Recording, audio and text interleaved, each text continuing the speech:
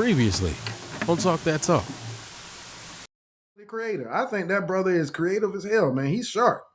There's a lot of people. I can't necessarily get into the mumble rap, but you put on March Madness by Future, I'm gonna be secretly just because I like March Madness by Future. Do I think he can stand on the stage with Jay-Z? No. But I'm also from that Jay-Z generation. So, me personally, I agree with Jay-Z. Only person I can see standing on the stage with Jay-Z is Lil Wayne. That's it. Not even Nas. Nas got hits. He ain't got Jay-Z hits. You know what I'm saying? Or R. Kelly. And we know he ain't gonna be on the stage with Jay-Z.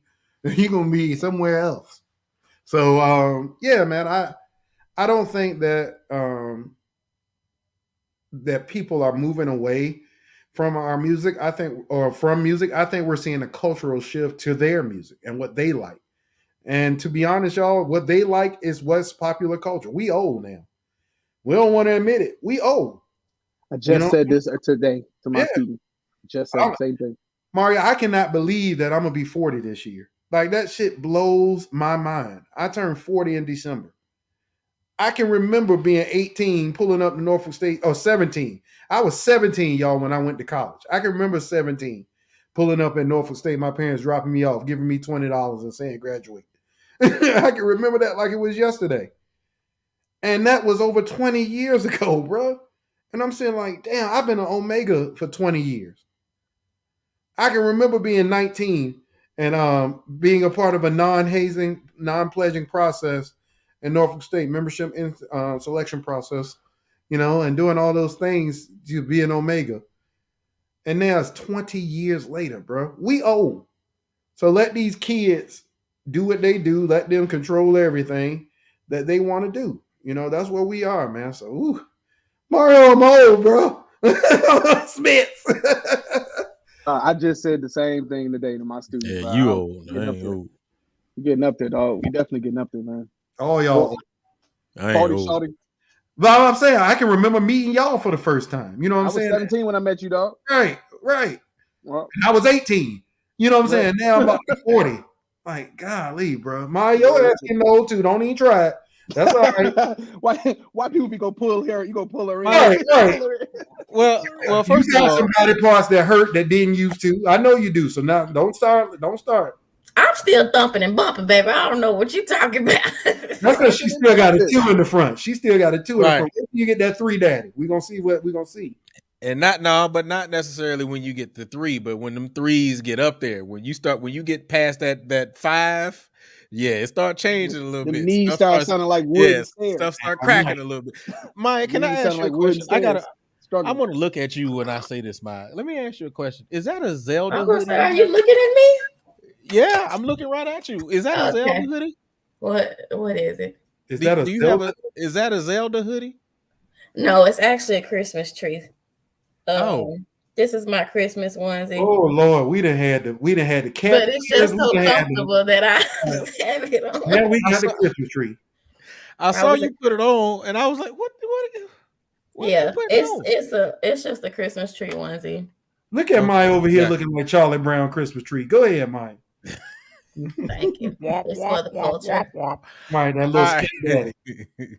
Christmas time is here. Yeah. All right. Who? Oh, yeah. Quan. Are we slowly moving into a culture where no one cares about music? I think everybody said no. No, music will always be important. Music, I truly believe that. We're just at a point where, as music educators, we have to adjust to what's the next wave.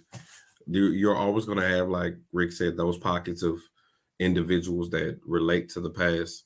Like, I feel like Anderson .Paak is kind of like this generation's James Brown.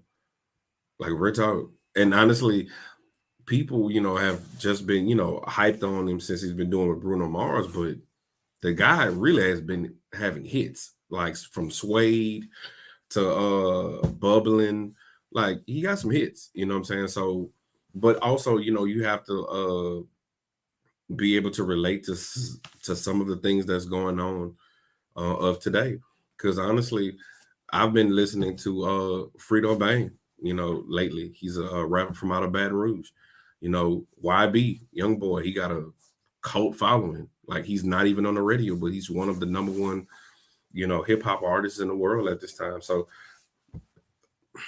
even though I don't understand some of it, I listen to it and, I respect for what they're doing. But I mean, music is always going to be there to stay. But you have groups like Moonchild, like Rick said, that always going to give you that new soul, that old feeling. I mean, it's just honestly what your palate is able to taste at this point in your life. You know what's crazy? You know what's crazy, Quan? It's a lot of people that like Moonchild. Mm-hmm. And they like, man, this is one of the most soulful groups I ever heard. And don't know they white. And they don't know it's 3 white people. I mean, real Caucasian too. Yes. Amber Navran, she's a advocate for the community though. I saw them. Dope. Yeah, she's super dope. But that's 3 white folks. Yeah. So under some circumstances, Quan, some of these haters out here, like you talked about earlier, will be like, oh, now I can't listen to her no more because it's white folk. Oh, they've taken our music. First time I heard her, I thought she sounded like Erykah Badu. I thought it was Erykah Badu in a group. People ain't stop listening to Michael McDonald. So, they did, because a lot of people in our community didn't listen to Michael McDonald to begin with. I know I didn't. We didn't grow up listening to that. Hey, if you ain't never heard, I keep forgetting. Yeah, no, he got some water. I'm just saying we ain't grow up. He got some hits. But I think when you're a music lover and you're a music educator and you're a music aficionado, like, the bottom line is you like what's good. Like, you like what feeds your soul. Like, it's certain songs, man, that you can listen to and you be like, damn, like, that's my jam. You could listen to certain songs and be like, it's so nostalgic when you can recollect and reflect the first time that you heard it. Like, it's just like, I like Billy Joel. The dude's dope to me. I like him. I like Hall & Oates. I mean, if it's good, it's good. You know what I'm saying? Hall & Oates are all time. You know what I'm saying? I can't go for that. No. What's the dude that made the song? What you do for Tina Marie. Tina Marie. Yeah. She got hits on top of hits. I mean, it's, you like what you like. And honestly, with these kids, they like what they like. And then sometimes we always find that universal song, that crossover hit that we all like together. And that's the beauty of music, that can bridge generations. It's certain Temptations hit that my mama used to dance to that I love. It's certain, in my opinion, the best era of music for me is honestly Motown era. That Motown, I like the 70s. I like the 70s. Yeah. The Stylistics, the Delphonics, Luther. Oh, I got to go with the 70s. I like the 60s. Don't get me wrong. 60s and 70s, honestly, to the end of, because the 80s, through the 80s, because Anita Baker, Luther Vandross, all that. Wham, bro. I don't know why people, George Michael, dog, like hits. But here's George Michael got my favorite Christmas song. Last Christmas, I gave you my heart, but the very next day, you gave it away. Good. So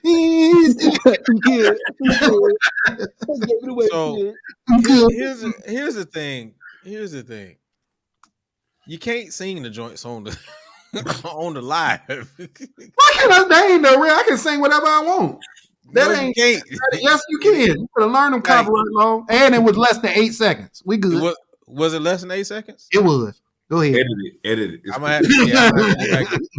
have to go back and count it. But no, man, I definitely agree. 60s, 70s, 80s was great times of music. Not even just for black music, not even for soul music. Because I hit all that rock stuff too. All them classic rock, all the 80s rock, early or late 70s rock. I like, hey, me and Rick had plenty of conversations about our rock days. So yeah, man, those are some great times of music, man. But I just with this one comment, you know what I realized when I was younger though? I think now this generation is more freer to like whatever they want. Like, not being ugly. When I came up, the best rapper for a small time frame, if either you was Cash Money or No Limit, or you was a fan of Soulja Slim. And if my brother heard me playing some Hall and Oates, I would have been the laughing stock of the whole neighborhood. I think this generation, they're accepting of who they are, regardless of, you know, if you like it or not. That's one thing I do respect about this generation. They're fearless. If they like it, they like it. If they into, you know, the emo stuff, if they love, one of my favorite artists is Billie Eilish. She's dope. If you into her, you know, that's cool. So I do respect that about this generation, though. Yeah, and I definitely Cleo Soul is dope. Her first album is dope. That second album is garbage. But I think, Quan, you are absolutely right, bro. Because this generation of kid, man, they do what they want, how they want, when they want. And I love that about them, man. They are fearless, bro. And they've been brought up to be that way because they were brought up by our generation. And we are rebellious as hell. We just ain't have the guts to actually go to the level that they are. These kids, man, walking out of schools and all, I can't imagine walking out of school like that, you know, in protest or something. Like these kids, man, they're fearless, and I love that about them. I just want them to also be educated to what is happening from the past so that they are more, you know, informed about the decisions they are making, and they can actually use, you know, historical context to back up what they're doing. But y'all, yeah, you're right, Quan, because I remember growing up in my neighborhood, bro. I used to listen to Radiohead in secret because I love Radiohead. I like Smashing Pumpkins. It's a lot of groups like that I like. I listen to Aerosmith. Yeah, Nirvana. My favorite, one of my favorite songs is "Everybody Wants to Rule the World" by Tears for Fears. That song is a feel-good song anywhere. So much so, we closed with it in our first Honda show with PV. Like, I love that chart. So, yeah, man, like being fearless, this generation is definitely that, man. And I hope that they are able to go to levels that our ancestors weren't able to go to, and even us, man. Kudos to y'all. I definitely would say this generation of kids is different because all of them like anime now.